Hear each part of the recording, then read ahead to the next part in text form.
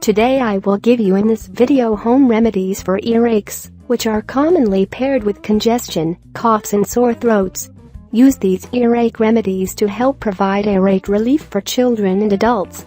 So let's see the remedies. 1. Garlic.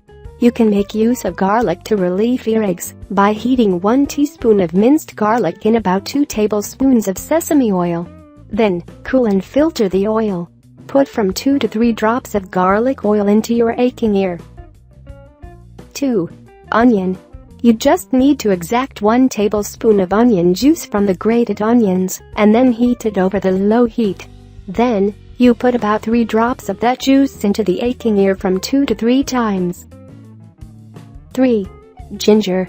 You can mix 1 tablespoon of fresh grated ginger root with about 2 tablespoons of the olive oil.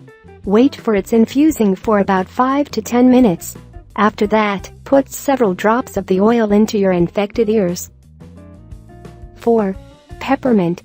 Pour few drops of fresh peppermint juice into the aching ear.